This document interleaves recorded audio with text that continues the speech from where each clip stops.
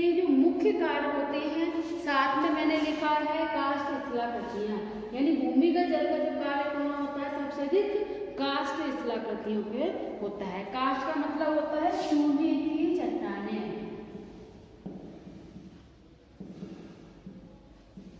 ठीक है, ये कहाँ होती है सबसे अधिक, चूने की चट्टानों में। अब चूने की चट्टानों में काष्ठ शिलाकृतियां बनती हैं, इसके लिए क्या क्या चाहिए होती है, सबसे पहला चाहिए होता है जल और साथ में कार्बन डाइऑक्साइड, क्योंकि इसमें इसका बहुत योगदान होता है, इसीलिए इसकी भी आवश्यकता होती है, ठीक है। दो चीजें जरूरी होती हैं, जल और कार्बन डाइऑक्साइड, ठीक है। अब मैंने लिखा है भूमिगत जल के कार्य। अब भूमिगत जल होता क्या है, सबसे पहले बताइए कि भूमिगत जल है क्या, ठीक है। तो भूपटल हमारी संरचना क्या होती है, भूपटल होती है, इसे बोलते हैं हम भूपटल।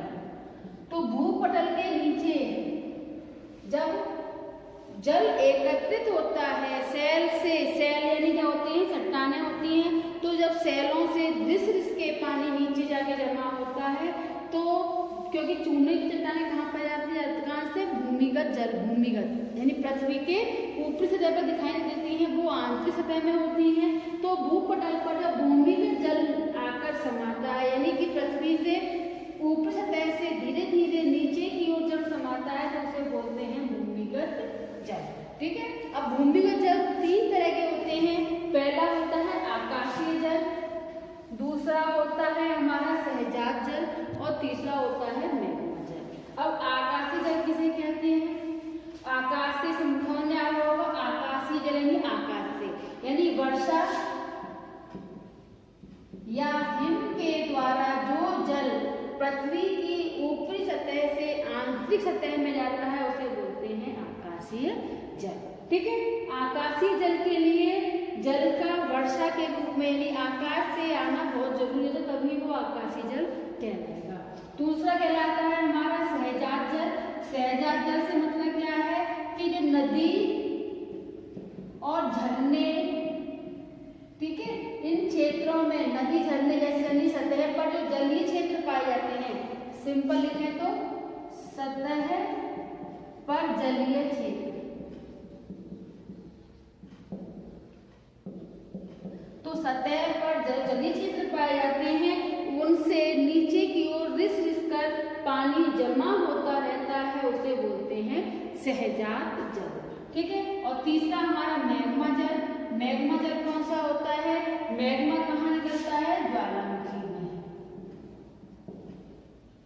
ठीक है। तो ज्वालामुखी क्षेत्रों में जब आंतरिक हिस्से में वाष्प उत्पन्न होती है, तो वाष्प उत्पन्न होने से क्या होता है, वाष्प क्या है, एक तरह से जल का विपरीत रूप है, जल वाष्प क्या बनती है, फिर जल में परिवर्तित हो जाती है, तो ये वाष्प के रूप में एकत्रित होता है, धीरे धीरे फिर वो जल में परिवर्तित होता है, तो उसे बोलते हैं मैग्मा जल, ठीक है। तो ये भूमिगत जल यानी काष्ठ शिलाकृतियों के लिए तीन प्रकार से जल की उपलब्धता होती है, कहा जाए तो तीन स्रोत हैं, इसके तीन स्रोत हैं, किसके, भूमिगत जल के, ठीक है। अब हमें भूमिगत जल, अगर जल की उपलब्धता नहीं होगी तो काष्ठ शिलाकृतियों का निर्माण नहीं होगा, ये वैसे इस रूप से ध्यान रखना कि जब भूमिगत जल मिलेगा तभी काष्ठ शिलाकृतियों का निर्माण होता है। अब आते हैं भूमिगत जल के कार्य क्या होते हैं, तो भूमिगत जल के जो कार्य होते हैं, इसमें पहला कार्य होता है घुलन क्रिया।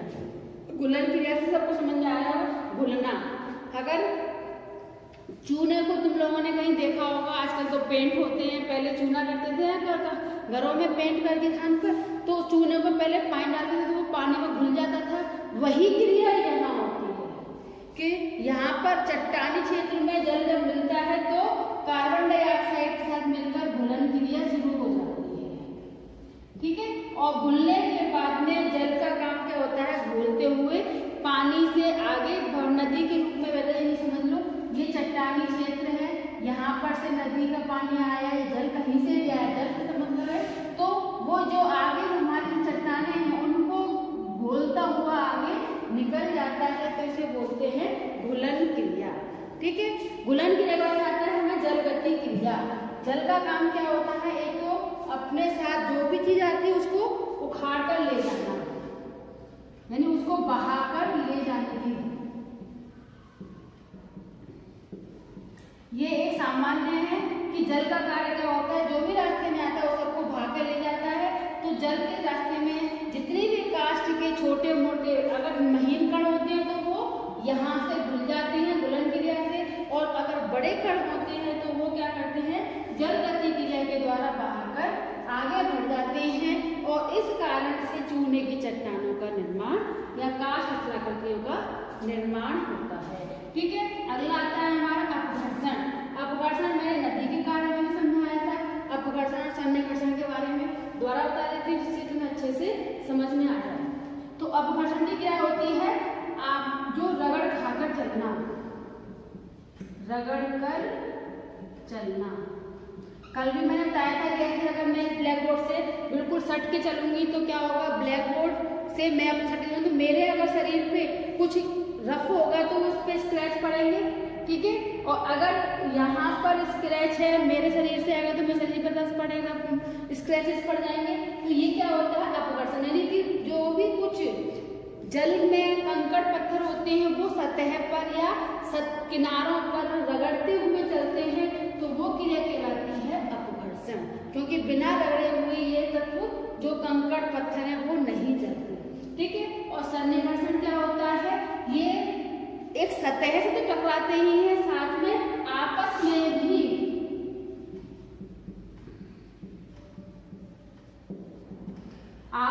भी टकराते हुए चलते हैं।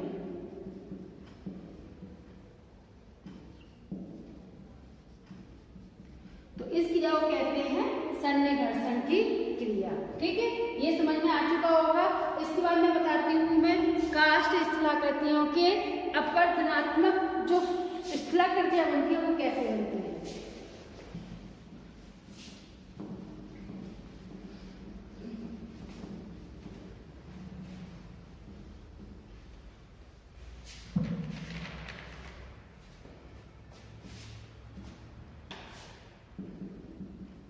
काष्ठ अपवर्तन से निर्मित शिलाकृतियां।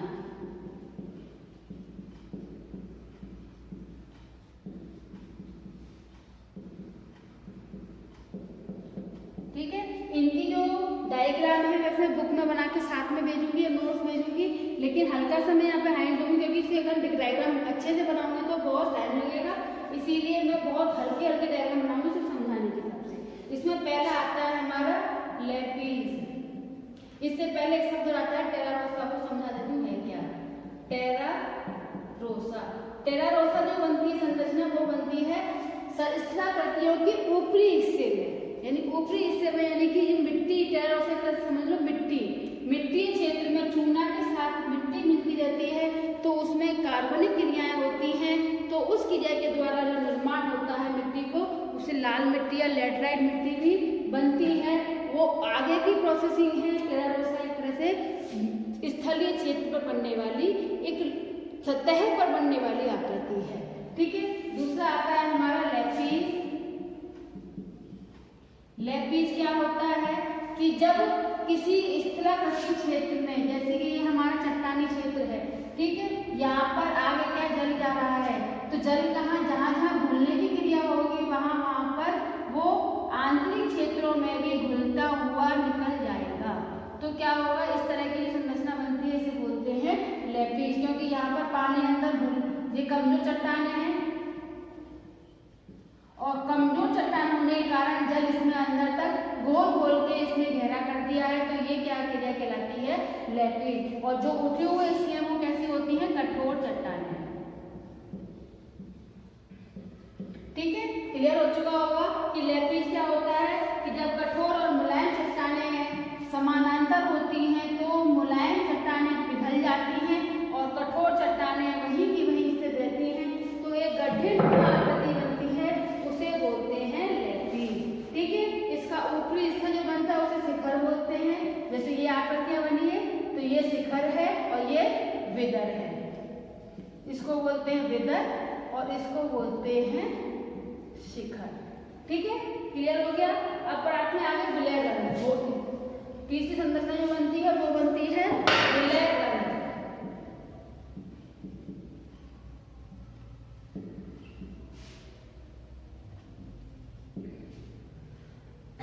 देखो इसके बाद में कुछ आकृति एक साथ लिखी वो एक साथ समझाऊंगी।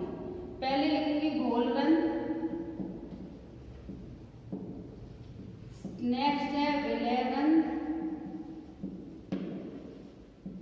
ठीक है। अगली है हमारी युवाला,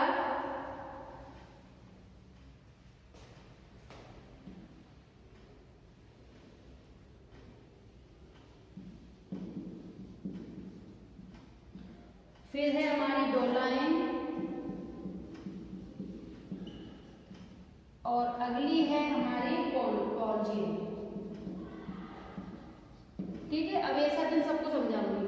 गोल्डन, विलयरन, कोलाइन, डोलाइन, पॉल्जी।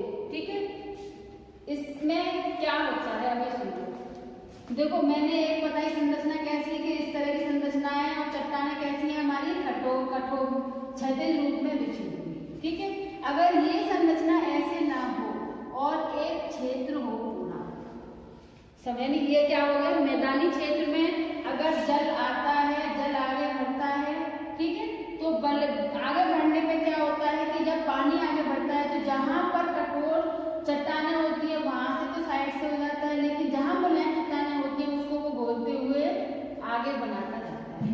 तो जब एक घोलने की क्रिया होती है पानी में, मैंने तुम्हें नदी के कारण बताया था विलय रंध्र के बारे में, एक आया था उसमें जल गति क्रिया विलय रंध्र, ये बताए थे उसमें भी। ठीक है, तो वही चीज यहाँ पर है, लेकिन इनमें अंतर क्या है कि सबसे पहले घोलने की क्रिया शुरू होती है, बहुत छोटा सा छेद बनता है तो इसे बोलते हैं घोल रंध्र। ठीक है, मैं थोड़ा बड़ा बना दूं सारी आकृति समझना चाहूँ। ठीक है, घोल रंध्र के बाद में जब उसकी आकृति थोड़ी सी बड़ी हो जाती है तो इसे बोलते हैं विलय रंध्र। ठीक है, विलय रंध्र के बाद में बनाया मैंने युवाला। युवाला क्या है, इससे थोड़ी सी बड़ी आकृति। युवाला के बाद में इससे भी बड़ी अगर आकृति बन जाती है तो इसे बोलते हैं डोलाइन। ठीक है, डोलाइन के बाद में सबसे जो बहुत बड़ी आकृति बन जाती है इसको बोलते हैं पॉल्जे। ठीक है, पॉल्जे का एक नाम है सकुंड। डोलाइन, पॉल्जे ये बड़े बड़े कुंड जैसी आकृति बन जाती है तो वो कहलाती है हमारी।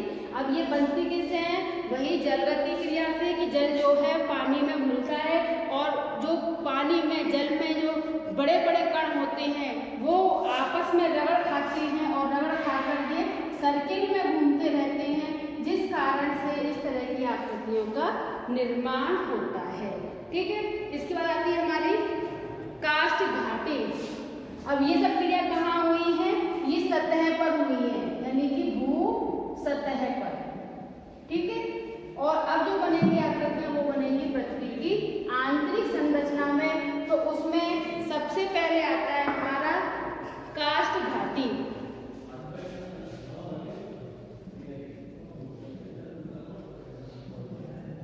ठीक है, इसके बाद में बनेगी हमारी अंधी घाटी।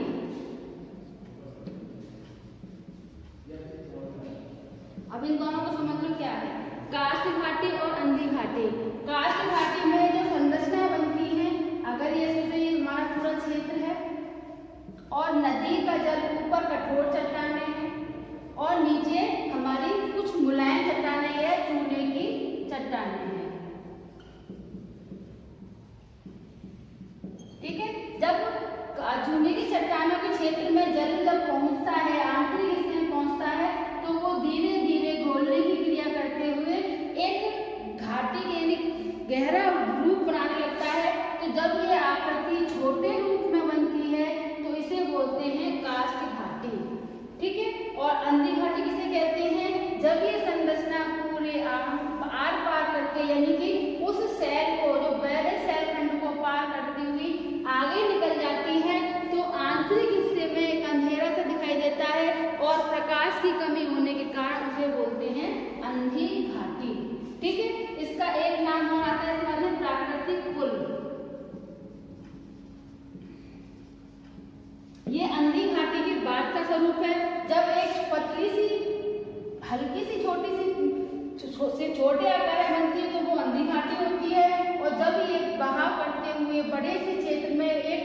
संरचना बना लेती है तो उसे बोलते हैं, वो एक तरह से प्राकृतिक पुल जैसी संरचना बन जाती है तो वो कहलाता है हमारा प्राकृतिक पुल। जैसे पुल होता है, पुल के चारों ओर संरचनाएं होती है, वो निर्माण होता है तो वो कहते हैं प्राकृतिक पुल। ठीक है। एक होता है तेज ढाल वाली घाटी। एक और बचा तेज ढाल वाली घाटी में क्या होता है कि जब तेज ढाल घाटी मतलब जब संरचना में जो है तीव्र गति से, अब ये बहाव इस तरह सीधा आ रहा है, इसकी जगह पर अगर बहाव तेज गति से है तो यहाँ पर जो घाटी का निर्माण होगा वो तीव्र ढाल वाला होगा, तो इसे बोलेंगे तीव्र गति, तीव्र ढाली, तीव्र घाटी वाला सिद्धांत। ठीक है। तो ये होती है हमारी, सॉरी इसे बोलेंगे तेज घाटी, तेज ढाल वाली घाटी। ठीक है। अब अगला आता है हमारा इससे निक्षेपात्मक स्थलाकृतियां। अगर इसको समझ में नहीं आए तो एक बार अपना बुक से पढ़ना, तब इसे सुनना, तब और अच्छे समझ में आ जाएगा कि है क्या है। ठीक है। और एक बार नहीं तो 2 बार सुनना, समझ में अच्छे से आएगा। जो हमारी ये तो अपरदन से निर्मित स्थलाकृतियां थी।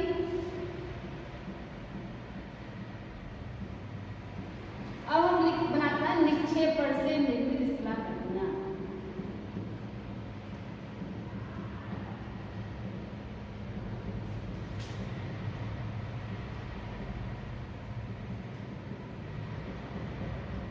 ठीक है। इसमें पहला आता है हमारा स्टैलेक्टाइट।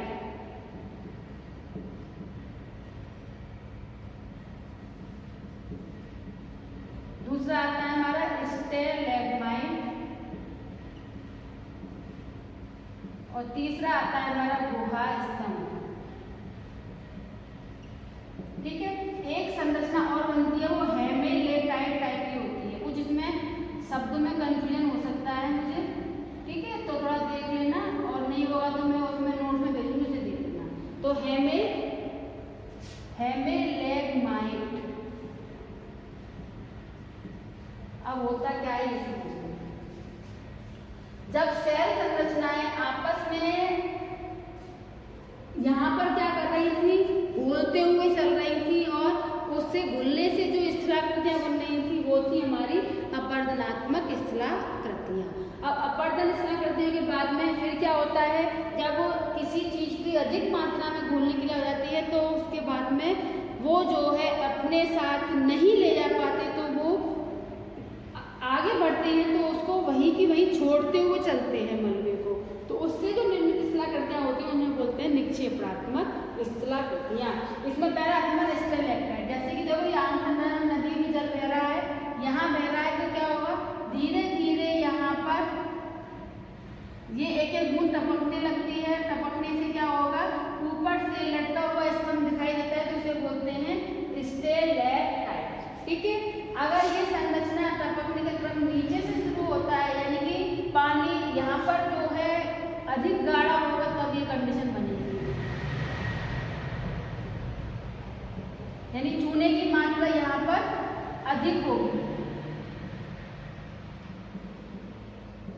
तो ये संरचना बनेगी। और जब चूने की मात्रा कम होती है, पानी की मात्रा अधिक होती है, तो उस समय पर स्टैलेक्टाइट संरचना बनती है। ठीक है। इसमें क्या होगा, चूना कम और पानी की मात्रा अधिक।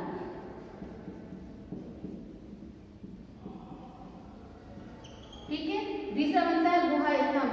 जब ये दोनों ही संरचनाएं ऊपर वाली और नीचे वाली आपस में मिल जाती है तो उसे बोलते हैं, एक खंभे जैसा दिखाई देता है तो उसे बोलते हैं गुहा स्तंभ। ठीक है।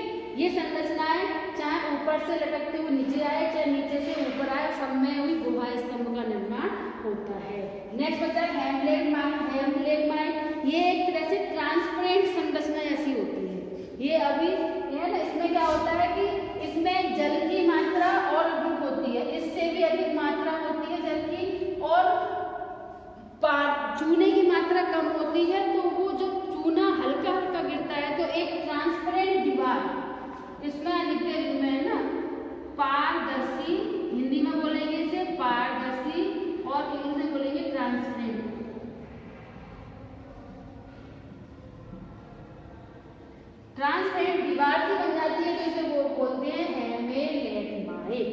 हो गया